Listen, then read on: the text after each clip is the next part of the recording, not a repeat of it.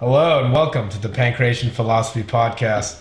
My name is Pocholo Cruz, and here's my co-host, Scott McDonald. I thought you were going to announce me. Okay, I'll say it next time. Yeah, and here's my co-host, we don't need Scott an official. McDonald. Yeah. Pocholo Cruz, Scott Scott McDonald. McDonald. Pankration Philosopher. Now it's a podcast, but it's live video stream now too. Oh, look at this. Yeah. Thanks to for all our viewers yeah. out there. Yeah. All our billions and The billions and billions of fans. Of fans out there who have been impatiently waiting. Yeah. We got my man Anders over here, video production specialist, 15 years of age, deadly with every hand. Yeah. Just definitely has a job, ladies. Definitely has a job. Definitely has a job. He's totally getting paid for this. Yeah. So what high school do you go to, Anders? He's homeschooled. Okay, so I like how this is on the podcast. so you're fucked. But what's the high school that's closest to you? Like if you wanted to go to a dance or something. I crash all of them at once. Okay. See, that's a smart man right there. But what? Just name a high school. What's the closest high school to you? Bothell. Bothell High. Anders Ladies. got a job. Yeah. He's got his job. Yeah. Get counting stacks, son. He is, yeah. All right. So today I think we're just going over the amateur fights that happened yesterday. Axe fighting at Edmonds Community College. We had 3 teammates that fought. It was supposed to be 4. Jay White's opponent missed weight. Yeah. It was a shame we didn't get to see him compete, but Hardest working middle-aged man in amateur MMA. yeah, he really is. We had Ryan Kim. We had Josh Kim. And then Jacob. What was Jacob? Brennan. Jacob Brennan. Mm-hmm. So yeah, we're just gonna talk about those fights. Do you have the list? What's up? Oh, There's a kickboxing fight that happened that I want to talk about too. Oh yeah, I got it's. And we're gonna kind of delve into the realm of independent fighter. Oh man. And the pros and cons of doing that. Mostly cons. Like, don't do it if you're thinking about it. So that's kind of. All right, here's the lineup right here. So we want to just start off in order. But before, just kind of to break down what we're gonna do, are we gonna talk about the amateur fights and that'll be our MMA discussion, and then we'll probably delve into like philosophy side of things. Yeah, just like Pocholo's doing a good job at combining the two. Me, I'm just ready to talk about whatever, and I don't think we have any limitations. No, not really. It's our shit. So I say we start off with the first fight. Let's go over Jacob's fight. I missed it. You missed it? We came late. Man, you guys came late. I talked to Jacob after though, and I'm really impressed with him. He's been coming from like Bremerton. Yes. Hasn't he? Yes, like, he has. Driving all the way to Kirkland, where AMC is, and that shows a whole lot of dedication. His mentality was different on this one from his kickboxing fight. Yeah. He said he was just telling himself he was gonna win, and he really, from what I heard from him, got some good takedowns. He said his ground and pound felt really strong, and yeah, I really like Jacob because of all the work he puts in. He's really a grinder and he's dedicated, so it was good to see him get the win. He was stoked for sure, but you saw it. So. I did see it. Yeah. I mean, look good. He was really close on a few submission attempts. He almost had a guillotine, a armbar, and a knee bar as well. He said on the guillotine that he thought the guy tapped. The guy tapped. Yeah. He did? Yeah, well, the guy did the thing where he hit the ground and then started posting. Oh, what? Look who it is. Oh, man, look at Come on in, bro. Looking like Mr. Miyagi with your Come on, pajamas over Kensei. Were here. you about to make some oatmeal? Oh, man. Getting the quick oats. Yeah, I can look Kensei. Yeah. Yeah, the podcast is going viral. Yeah. It's going viral. You gonna sit here, bro, and eat your oatmeal? Oh, man. No. We're losing Kensei today. For those of you. Kensei's in house slippers and like oddly enough, a dress shirt, and he's wearing Bruce Lee Action Dynamic pants that he got off eBay. Yeah, it's quite an eclectic outfit. And he literally has a great value box of oatmeal in his hand right now. He's not ready to participate in the podcast on any level. No. Can't say it. Man. Sensei. Whoa. But anyway, that guillotine, man, it's like... Yeah. No, he was in the guillotine for like well over 30 seconds. It was an arm in guillotine, and yeah. I mean, that ref's really on his job. He wasn't on his job. And then Well, speaking of that, let's talk about the next match then. Ryan Kim. Ryan Kim. Ryan Kim Dynamite. versus Ryan Skuklinski or something. Ryan Kuchinowski? Ryan, it was Kuchinowski? Something like that. Kuchinowski. I don't know. Cooch. Look up It's Ryan Kim versus... like how? It literally is Kuchinowski. Flawless pronunciation.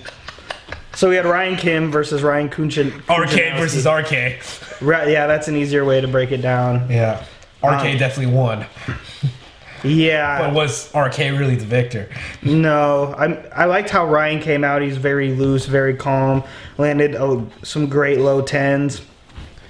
You know, and there was some valid critique of Ryan after the fight that he was he was dancing too much and playing tag, and I think that's valid on some level, but I actually appreciate that about his game at such an early level that he can be that loose. Mm-hmm. I just think it's a matter of him dropping on his punches, but Ryan got some good... Sitting down on his punches. And just not letting people roll him, you know? Yeah, roll him or pressure him that easily. I felt like while his movement is fine, you have to make him pay for charging at you that hard. Exactly, and when you're so loose and upright, your punches aren't going to be as hard. Yeah, it's that fine balance of being too loose.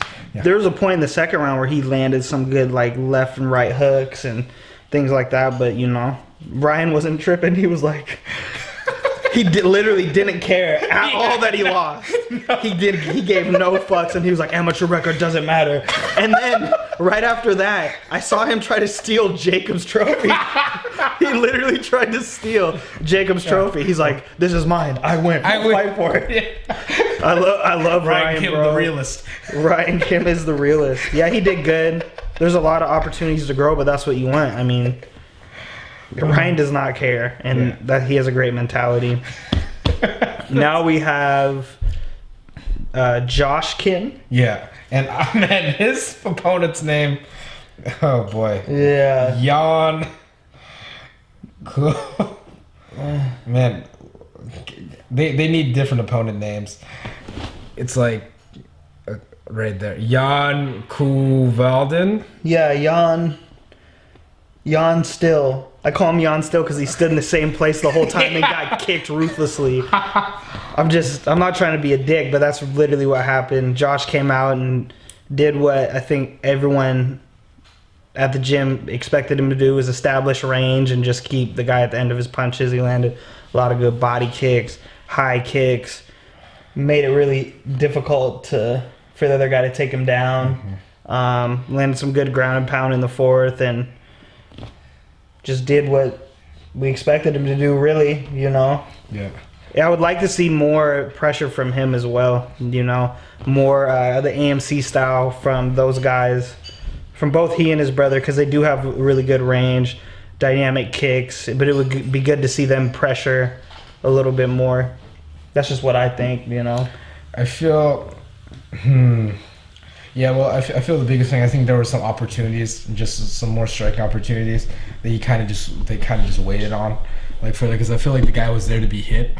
Oh yeah, he was definitely there to be hit. There was zero head movement, and Josh was clipping him with like straight rights, some hooks, high kicks, and yeah. And I understand being cautious is a very intelligent way to fight, but you know, sometimes you just got to go for the kill, and that's easier said than done. But he played it safe, and that's fine, you know, and we'll be seeing him more at that promotion. Hats off to him, you know. The dragon defended his treasure. It was the night of the dragon. So yeah, that was cool to see. There was a kickboxing. Oh boy, there was a kickboxing. We don't need to involve their names there, but there was a guy from a gym in Canada. And then and this is gonna segue into our independent fighter analysis. So there was an independent fighter who clearly had been training in an alley somewhere, with literally no partners, and swinging at the air like a madman. And he kickboxed against looked like a trained fighter. Yeah. But those guys in the beginning threw some of the most wild punches I'd ever seen. They were literally. I was telling Vince, I was like, man, those were the schlumpty-de-dum-dis, like, the schlumpty-de-dum. And what I mean by that is you just like that, just throwing these wild-ass punches. And the guy from the actual gym got push kicked. Yeah, so hard. He like slipped, and then like his arms were going like this in the air, and he just landed against the cage. It was so dramatic. Yeah. I think that was the only technique that the independent fighter trained over and over again. But it was just like a fucking sloppy brawl. Yeah. But the they were just like they were just throwing the like. I mean, the other guy was tough. I mean, he took a lot of shots. He should not like. I was gonna say in the third round, it was really chilling to me because the guy clearly had his like chin in the air and was punching like this, and his corner just screams out, "Yeah, keep it out, keep working," and I was just like, "No, don't keep working." So okay. Independent fighters. Ooh, if you're considering. What's your opinion on when people don't train at a gym and just kind of go in there? And do you have any stories or things you've seen? I have some pretty fucked up stories about independent fighters. As in general, bad idea. It's like I don't know, it's like living life it's like having a car with no airbags. You can do that. I actually know. No, it's not. It's like being it's like having, if your job occupation was crash test dummy. Yeah. It's like, what did you think was gonna happen when you went in there? No, exactly. It's literally like skydiving without a parachute. I'll just I'll just take the analogy a little bit farther. Oh boy, like don't do it. Yeah, I didn't even look at what gyms they were from on the fighter lineup. I just knew immediately the guy probably was an independent fighter because he had basketball shorts on, and that's just how you know. Not good. That is not good. There's a study that was just released yesterday after my analysis, and the conclusion was that 99% of fighters that wear basketball shorts get their ass whooped. Let's go 99.9. 99.9, unless you're Charles Bennett. He's that 0.1. He's that 0.1. He's the 0.1. He has knocked fools out with basketball shorts on. But yeah, it was... Pretty sure Cody McKenzie fought with basketball shorts on too. Right, he's probably high as shit too. Oh, definitely. Probably both of them were, but anyway. So there's a guy... that I trained with at my first Muay Thai, or at my Muay Thai gym where I first started training combat sports. His name was Joshua Death Rage. Death Rage. That was his actual last name. His name was Josh Death Rage. Man, that's like a and I was he's really, and I tried to I was like, is it Death Ridge or are you just saying it's Death Rage? He's like, no, it's Death Rage. Death Rage. Damn. And so he was an independent fighter, and he took a fight at I think one of Dennis Hallman's promotions at the Tacoma Dome. Okay. And he ended up getting sandbagged. He fought that guy, Will Hammond. Oh, wow, really? Yeah, the professional fighter. Will Hammond. So he had 0 fights, right? And which it's just dirty that happened to him, right? It's kind of the dark side of the fight game. And so I guess he came out. It was an MMA fight. The guy, Death Rage, had 0 experience. He comes out, throws a low kick.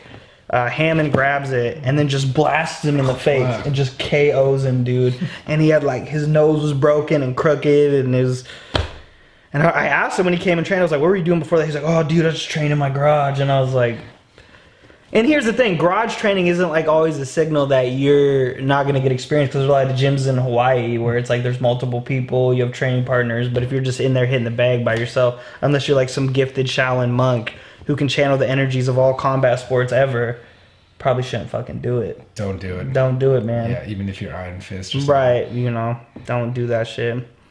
So yeah, that was anything else you thought about with the amateur fights, or? Well, so you didn't see the kids kickboxing? No, I didn't. I missed that. Those kids kickbox. Put it on. What about there was another independent fighter. It was the 185 pounders. It was the guy with the long pants. Did he win? No, he did not. He did. Did you not see that? No, that was the fight. Yeah, I thought that's what you were talking about, because that was the fight before Josh's. No, you didn't see that one. And the guy kept rushing, knocked him out. So there was another.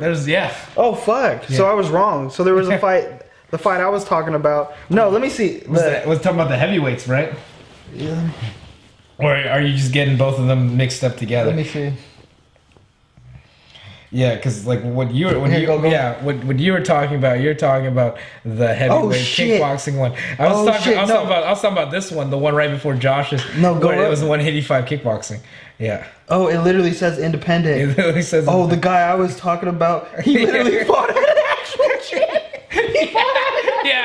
with basketball shorts on. It looked like he was independent. Yeah, I know. I was like, that's what I'm trying to figure out. Wait a second, that was different. He wasn't an independent fighter. That was heavyweight kickboxing after Ryan's fight. Ryan's fight. Then there was like a 185 kickboxing before Josh's fight. Oh, okay. Yeah, I was like, wait. Well, I guess there's a new conclusion to draw is that you may be training at a gym where it looks like you're an independent fighter. But you get the same results. And you're paying more. Yeah. Oh man. That's awesome. That is.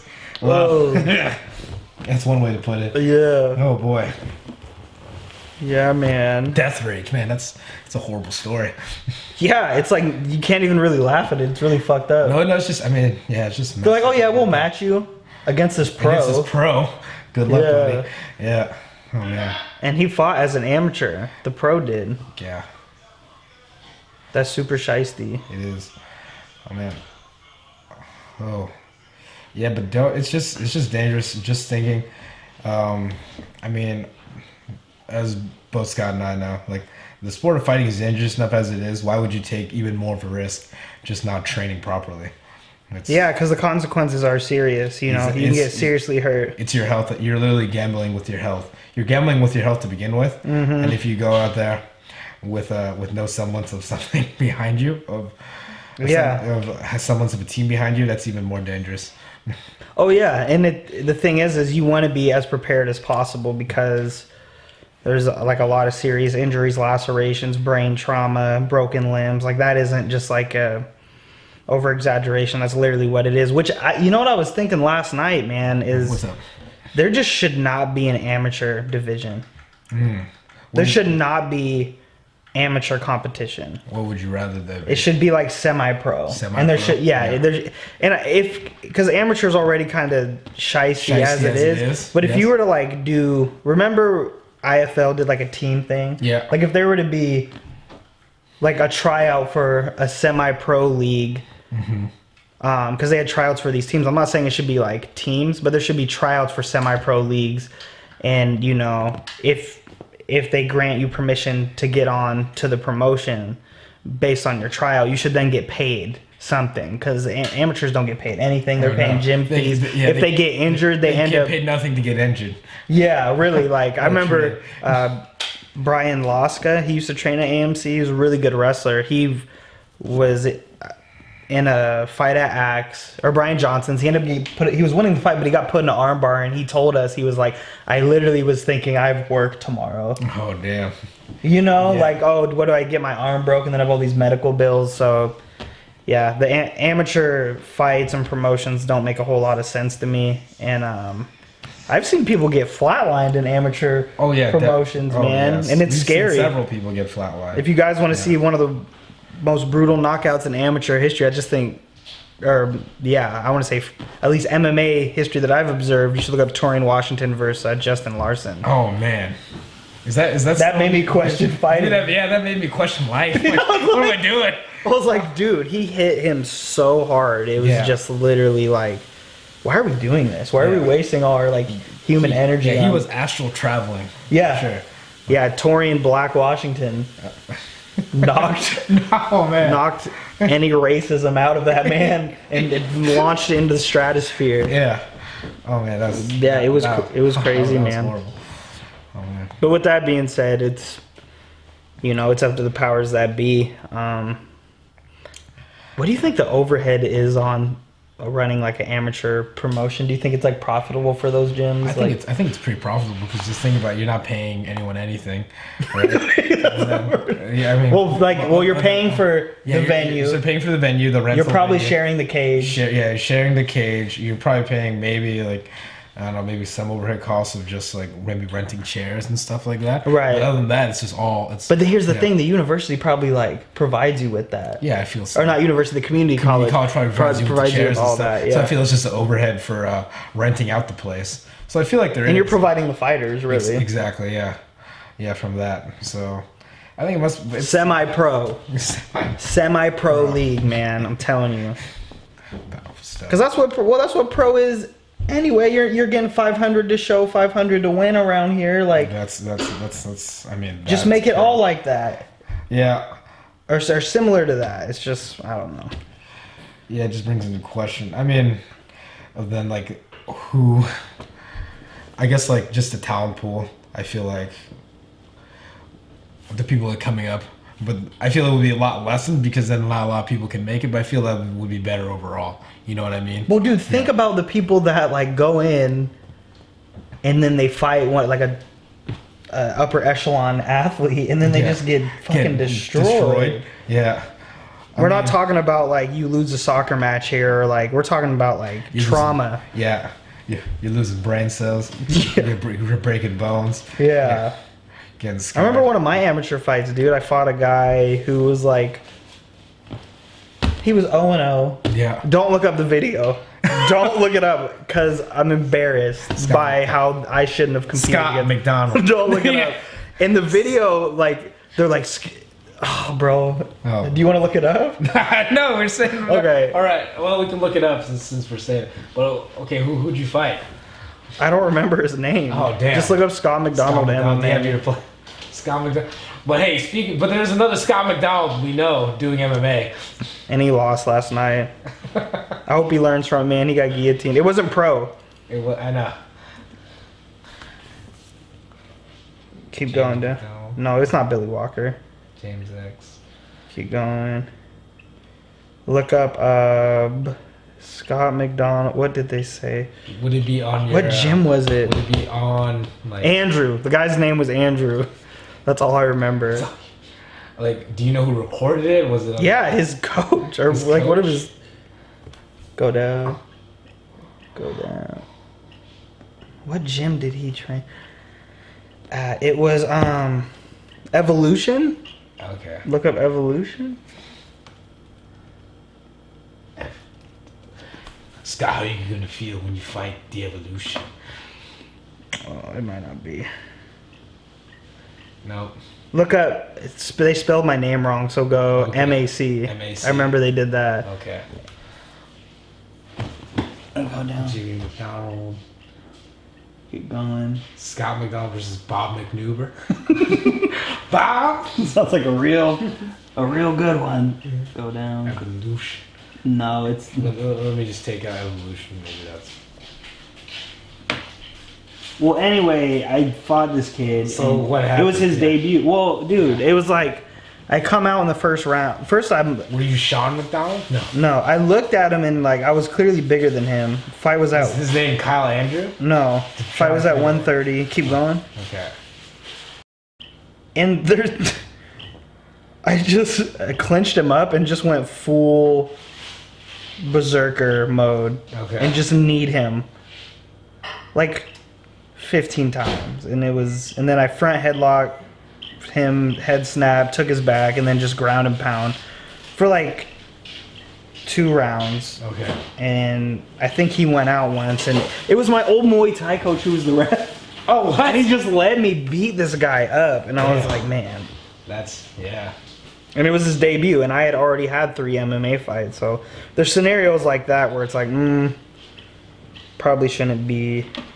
Me and that guy probably shouldn't have competed, but hats off to him, you know. I just see stuff like that happen. People get outmatched, and then you end up getting hurt, you know. That's true. But and then on the sense too, that's kind of what people are looking for. People or audience members. Oh yeah, they want to see someone get hurt. Someone get fucked up. Yeah. That's how you sell tickets. But it's like because 2 experienced guys. You know, there may be a finish, but there's going to be a feeling out process. Yeah. It's like you can almost guarantee the result if you just overmatch someone. Yeah, exactly. Oh man, this guy can get messed up. Just like the fight I talked about. It's just our bloodlust, I guess. Mm-hmm. Yeah, man. But it was good to see the squad do well. No one got hurt, other than just like some, I want to call them like superficial wound. I don't want to say superficial, but like really like light cuts on Jacob's face. Yeah. I don't think Josh got hurt at all. No. He was good, and Ryan was. Yeah, Ryan. He had some cuts and stuff, but I don't think it was anything major. Impressive given his pale skin. Yeah. No, it's true. I think that's why Jacob got. He's just so white. Right. Yeah. What happens? And then he got like. Yeah, he got Nash cheese grated against his shoulder. Cheese. It's like pro. Come on, guys, come to the cage. Why don't we just take it a step further and just put chairs in there? Yeah, put chairs in there. Ladders. Yeah. Hell in a Cell. Ladders. Yeah. MMA match. I'll do that. Crazy. Enders, how do you feel about that? Yeah. A ladder MMA match. It's a train wreck waiting to happen. Where you put the belt. So what you would do is you would string the belt from the ceiling. On the top of the Okay. And then, well, I'm saying the whole goal is to get to the top of the ladder, so you wouldn't really be using your MMA techniques. So it wouldn't be an MMA fight; it'd just be a ladder climbing contest. It'd be an MMA fight with a ladder. Fight with a ladder. Wait, are there 2 ladders or 1 ladder? No. There's just 1 ladder with. Well, now you're getting crazy. Yeah, 2 ladders. 2 ladders. God damn it. Come on, Ender. That's unrealistic. God, it's 1 ladder and a belt hanging from the ceiling. Yeah. I'd be down for that. You'd be down for that? Yeah. See, look, he went from skeptical to hell yeah, let's go. Yeah.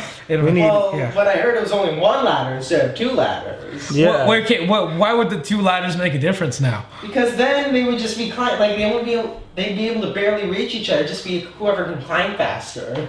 No, that would make no sense. Why would there be 2 ladders? More ladders means more budget.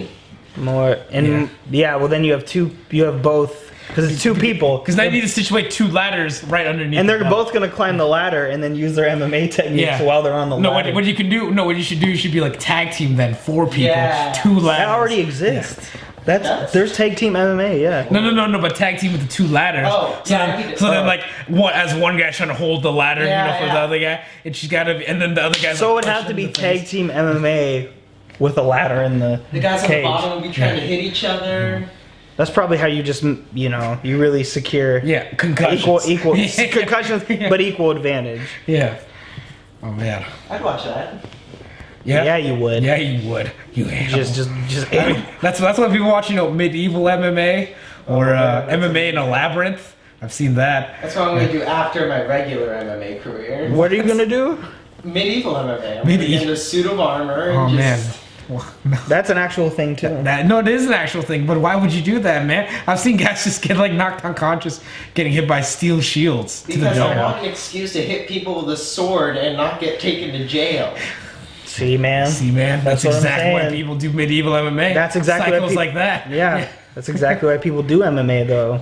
Yeah, well, but that's the thing. And so then, how are you gonna make that, semi-pro? Not that I'm saying that's not a good idea, and I feel like. It's more of a control if you do semi-pro.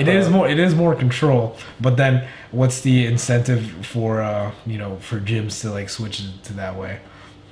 Well, I mean, there's already a highly selective process. Like, if you look at someone who has the connections like at our gym, like Matt, where Matt is like observing, seeing that individual he can insert into the next level of competition.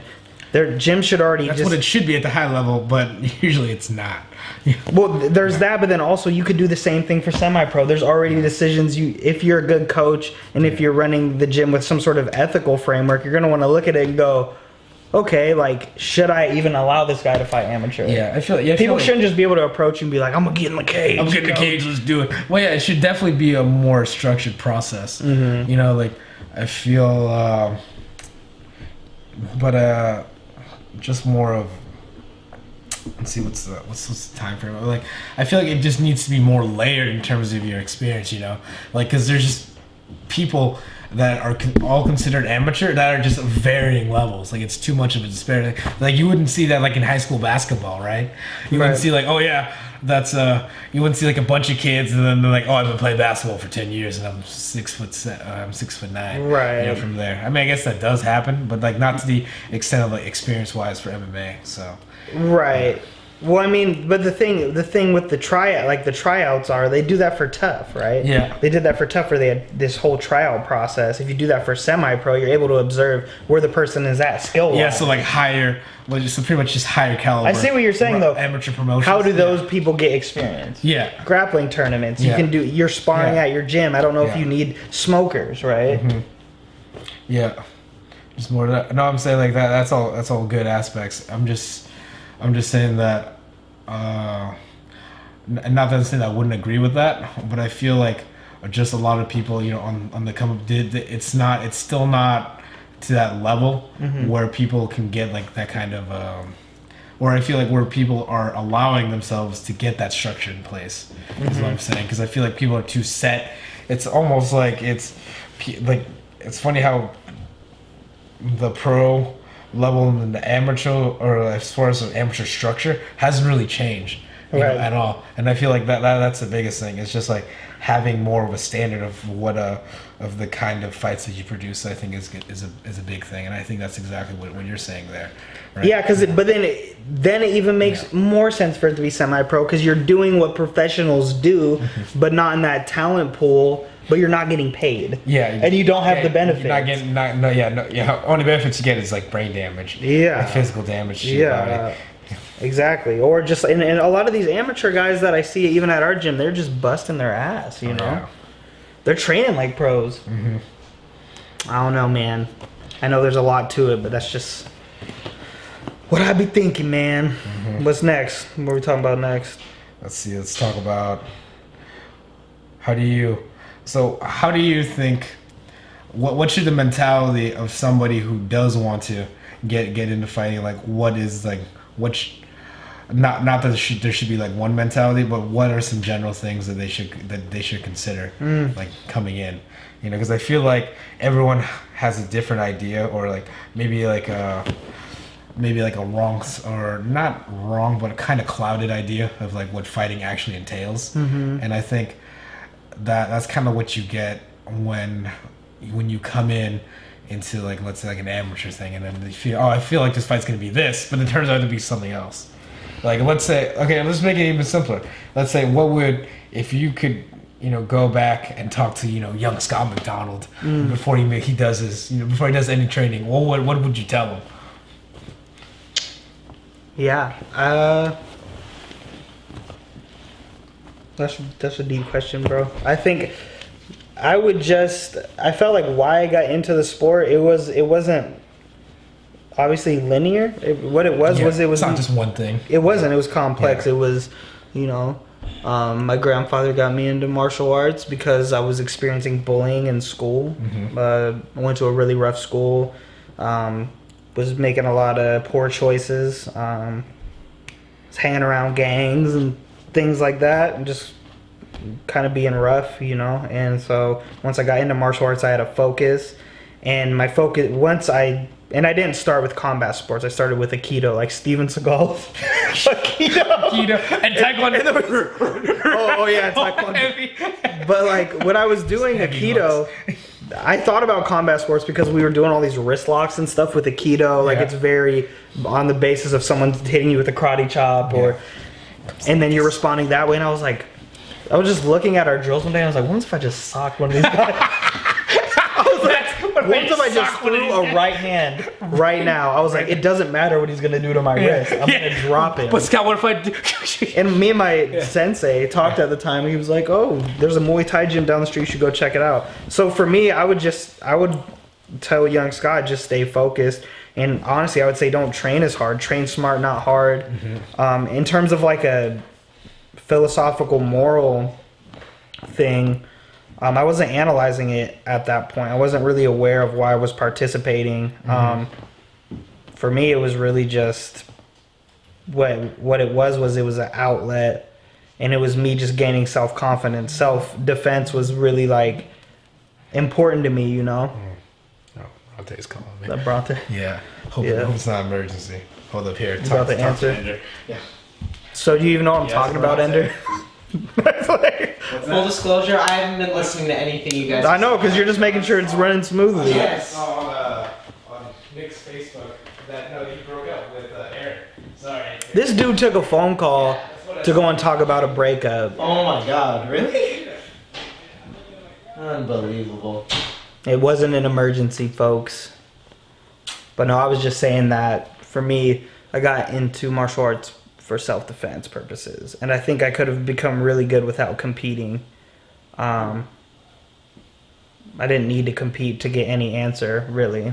That's fair. It's just I wanted to do it, and I ended up being good at it. But I think self-defense and knowing how to defend yourself is far more important than attaining any like status or world championship, anything. I just don't think that is the biggest takeaway you should get from martial arts. So that's what I would have probably told myself. Okay.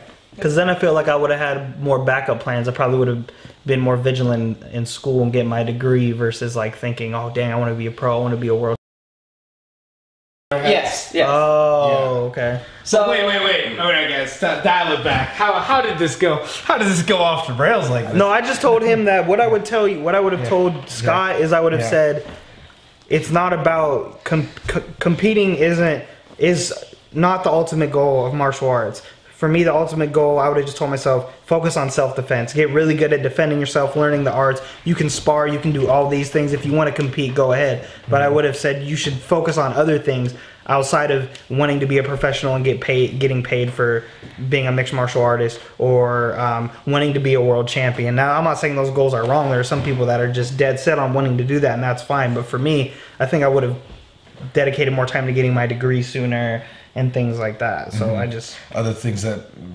make you find... Honestly, though, and this may sound critical, and I don't want it to sound negative because I admire fighters so much and the dedication and time they put in, but honestly, things that really matter.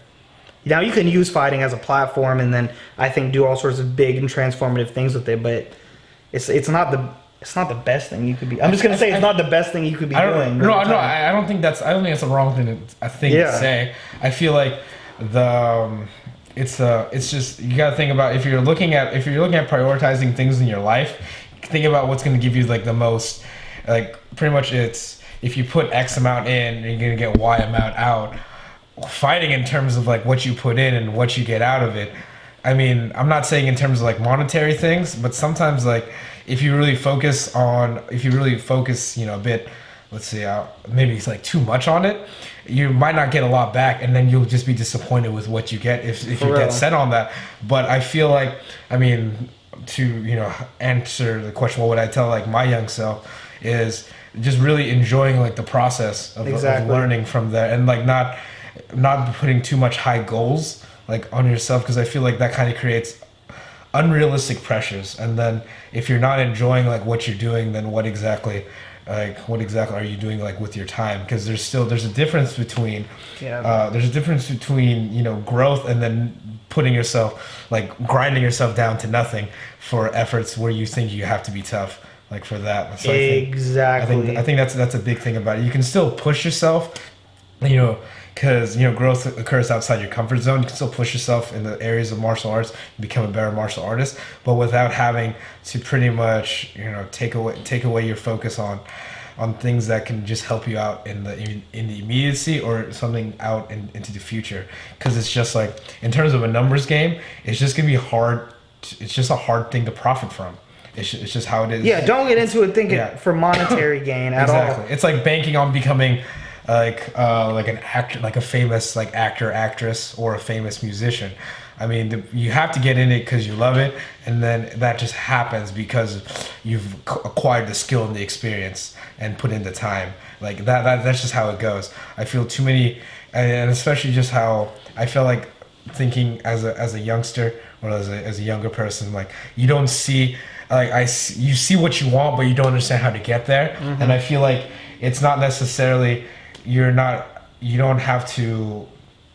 don't fall in love with what the people have, but what they had to do to get there. I feel like it's understanding what you have to do to build yourself up to that point. And I feel like that's the biggest thing that's changed in terms of how I look at training, like, right now, because I mean, this is the only, this is the only life I'll have, so I have to think about maximizing what I'm going to get out of it. Yeah. In terms of not just in martial arts, but how is martial arts going to help me with my life, like from there. Well, and the cool thing about martial arts is that it is a space in which you can engage in creative labor, right? It's where you can really exercise the creative portions of your brain, and it is a laborious process. It's sweat, it's just your muscles being drained. It takes every bit of you to get good at the sport, if that's what you're pursuing. It takes an extraordinary amount of effort to get there. But there's like, especially in our society now, there's very few like jobs, careers, or spaces where one can go and participate in creative labor, right? It's just, think about like the whole 9-to-5 grind. That is really just taking, first of all, you don't have a lot of opportunities to be creative at a basic 9-to-5 job, but then what it does is it takes that and then it's used to benefit the company as a whole. You're not really... Exactly. It's like you're not working I mean, you're not working for yourself. You're working No. to help. You're working to help the company help themselves. Exactly. But I feel like that's like, I feel one of the biggest takeaways, like at least for me in terms of martial arts, is just just understanding how to get. Pretty much just how to get things done in terms of like having a process, having a plan, putting in the effort, and then just trying to accomplish like tasks. In terms of that, because I've learned just from from the regular training, like forcing myself to like do things I necessarily like don't want, but seeing the pathways of how they lead me to like further growth from there, and that's how I like try to approach like other things or other ventures in my life in terms of like that kind of like determination, preparation, and then execution of those things. I feel like is critical like from there, and I feel like that really gets ingrained in terms of martial arts, because you kind of have to do that if you want to get somewhere like in there. Right. Yeah. And that's for me. I don't look at it as like that. Like what do you like? I don't look at it in that type of formula. For me, what it was really just. It was just really about expression. For me, it was expressing more yourself. Yeah, because I think now I'm like, man, like when I listen to what Bruce Lee had to say about martial arts, a lot of it is like breaking out of that static, that mold, that really either society tries to put you in, or that just.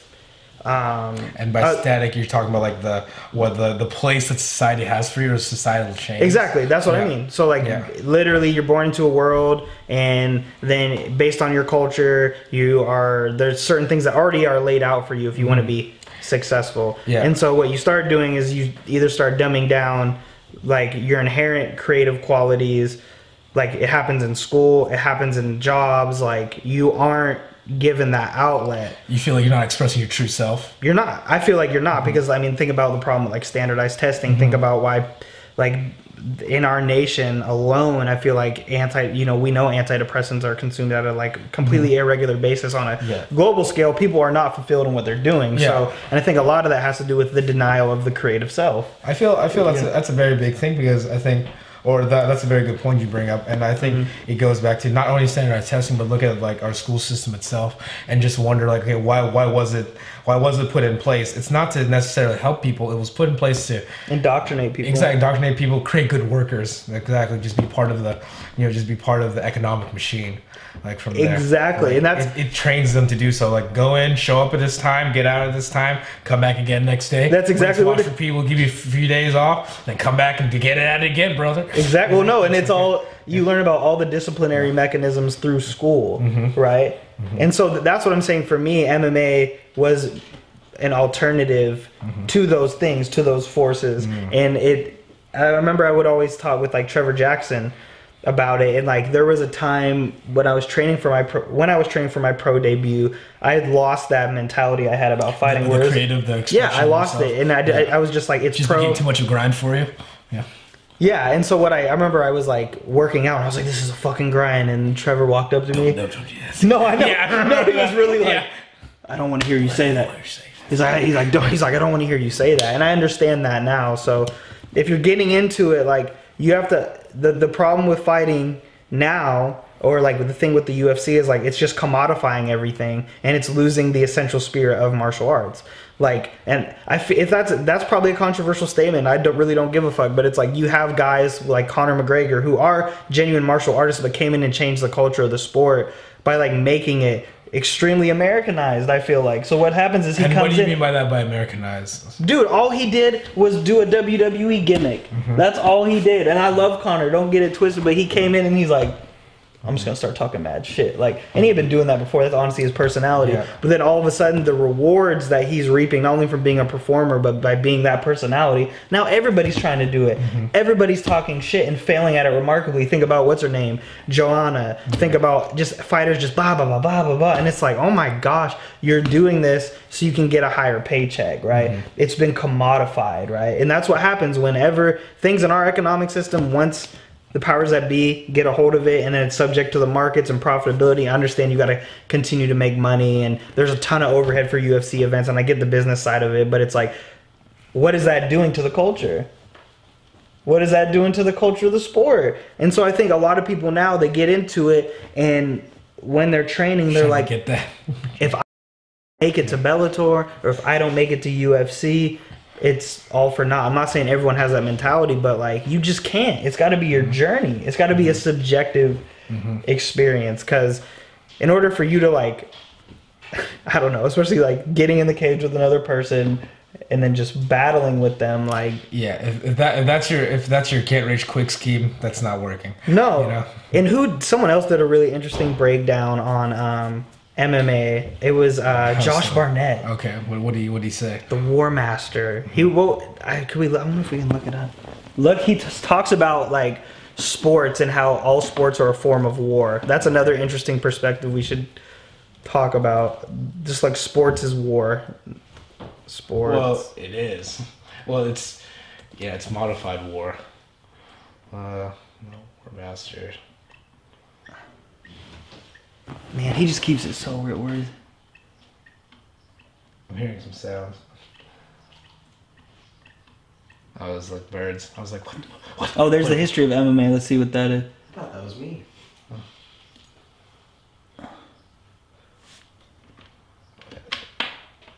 My name is Josh Barnett, and I'm a professional. I wonder if he talked. People's lives. This was something Destroyer of people's lives. I could see was innate to me. Doing this is as natural as eating or breathing or anything like that. It's not an illusion to me that this is what I was born to do. I was born to be in combat. I believe that being true to yourself, who you are, and what you believe has to come first with all decisions and everything you do in life. And I think that when all is said and done, whether people agree with it or don't agree with it, there's a certain amount of respect that is earned that way. Also, when you believe something and you're sincere about it, now people are likely to take you seriously. Being insincere is one of the biggest ways in which you can find yourself being despised or even worse, not cared about at all. And let's be honest, this is a sport, this is entertainment. We're doing this as a business as well, so we need people to care. If they hate you or they love you, either one is the same. It doesn't really matter. They're all going to pay to see you fight. When people are completely ambivalent to what you do, now you've got a problem and you really have no value. My journey has been full of ups and downs. I've won some, lost some, that's for sure. And I've been through good times and bad times, but I know I can't change any of it, of course, because you cannot rewrite time or history. And at this point, I like the person I am, and I'm okay with the life that I'm living. And the worst things that I've ever done, if they even in consideration to MMA, those are nothing in life. Like it doesn't matter. They're so small potatoes, and what people do, and what's available to one's life, and the choices that can be made. It's so unimportant. Yeah. I mean, he's touching on a lot right now. People will not say it doesn't matter. It's just sport. Some of it that has occurred, and some of That's right, Kente. people in the ring have made a big impact in their life. And Yeah, you turn it I up. am pretty proud of that. I never did it for them, and I'm not going to do it for them. I don't fight because I want to make others happy or because I want to entertain them necessarily or bring something to them. The part of me that I don't really like is the part of me that ever want or need for external gratification. I don't like the part of me that wants to be rewarded from somebody else for something I've done, or the part of me that ever fears at all any of that kind of weakness. I abhor it. That's a surefire way to do something for the wrong reasons and to fail at it. You have to do something for your reasons, the reasons within yourself. When you do it that way, then it doesn't matter the outcome. You're okay with it. And I've always learned that way more than likely ensures that you're going to do the best that you can possibly do, and that the best outcome is going to come to you. That being said, I know that part of that within me is going to bring that talent to the ring, is going to bring entertainment to the fans, is going to show something that others will not, that will take consideration, to to a degree, like when I get in there to fight, I'm gonna bring it. You have a job to entertain. And I'm not gonna be false about it. I'm gonna be me. That's because it's the only thing I can really be, anyways. And I'll just highlight a few things to make it more of a product that is easily digestible. But I guess I am known as being a renegade, and being, some folks have referred to me as difficult, and I don't really feel myself as being difficult. If you're straight with me, I'm straight with you. If I agree to do something, I do it. And I just expect the same in return, and that's not always the case. That's always been difficult in life. And plus, I often, when it comes to business, I don't take things personal. It's not a big deal to me. Either we can do it or we can't. If we can't, that's fine. And but some folks really get bent out of shape about not getting what they want. And as a person, I'm a servant to nobody. So if you expect me to be subservient, or you expect me to bow to you, or you expect anything like that from me, you're never going to get it. If anything, you'll just encourage me to want to burn your house down. That was a leap. That's Josh Barnett. I don't have any tolerance for that. What's that Ken say? And that causes friction, I suppose. Not usually for me, usually for others. They have a hard time understanding that concept. They want to try and change the world to the way they believe that it should be. I know how the world is. And I know when it is difficult for me, and the things that I don't like about it, and the things that I don't agree with, and I wish were different, and things that I can't change, I can't change them. The things that I can, if it's worth it, then I will. And I'm just like anybody else, man. Sometimes there's those things that you can't change, or those things that I was like, he's just frozen like this. Wait, that's because he wants to be there. That's because All right, that's how he expresses himself. That's how he wants to be right there. He's not changing for anybody. No, he's not going to move. He's not going to move. We're like, Josh, can you move your lips? Move? I'll move when I want to move. Yeah. How's he doing that without moving his lips? That's extreme self-control, like the discipline you talked about. Yeah. Anyway, I think that's a good thing. He didn't talk about what He didn't talk about what you necessarily said about sports being war. But we can talk about it though. Sports essentially, that it just fulfills that human need to be. Think about it. You're behind a team. You're trying. No, go ahead. Keep talking. Yeah, you want to try to conquer somebody. Yeah. It's like, and that's how people get so rowdy, because people like to be behind their tribe. Like, oh, my tribe won here. Like from there and there. It's like, what does that even mean? That's what I was telling DJ yesterday. I was like, sports. We were talking about gangs and or like in turf and stuff like that. Like, yeah, well, you're fighting for who? For what? And fighting for the block I grew up on. Yeah. Yeah, and what all Josh Barnett did there was a subjective analysis of why he participates in MMA. He's saying he's not doing it to make anybody happy. He does understand it's a business. He doesn't take business personal, and he knows that by him being his most genuine self, that he'll perform. And you could even say that's like his existential analysis. It's like Jean-Paul Sartre talks about the genuine self and how we are it's not God or anything. It's we make our own choices. And so Josh Barnett is definitely following like that line of thinking. But at the same time, it's like, it reminded me, what did he say? He's like, I'm not here to like, didn't he say? I'm not here to be subservient. Subservient. But in a way, when you fight, you are like subservient to people at that pro level that pay you. They pay you. It's just they decide whether you stay here or you don't. So, and that's the other thing too. Like him, just in listening to him, I thought about that scene from Gladiator. Are you not entertained? Right. Is this what you came to see? Because that's what keeps you. That's what keeps you there. Sports is war. Steve. Yeah. I think it has to leave soon, so probably wrap it up. You gotta leave soon, Ender. Sports is war. Sports is war. Sorry.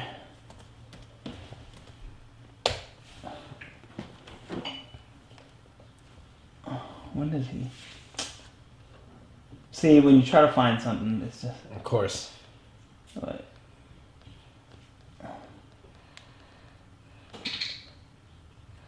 Josh Barnett says fighters aren't as tough as before. That was 2013. Well, it exists somewhere in the margins of the internet where he compares. Or he says that all sports is war, and MMA is really no different. It's not actual war. Like, you know, Tim Kennedy talked about, like, I hate when people use it as an analogous for war, but that's not what they're saying. It's saying it was based on that conflict. Just like politics. It's supposed to be simulated war, essentially. Yeah, politics is a lesser form of war. Yeah. It's not the actual taking of lives. It's negotiation. It's adversarial. It's like even in courtrooms, there's the state and then there's the defense. Or there's the plaintiff and the defense. It's like, it's adversarial. It's like war. Yeah. But yeah, Tim Kennedy literally gets like fought in Iraq and Afghanistan. He's like, I hate that comparison. It's like war. No, I know. Yeah, we get it. It's not actual war. All right, I think that's a good way to conclude it. Me wrapping it up. Yeah. Any last words, Ender? No, just close it. Just stop it. Stop the presses.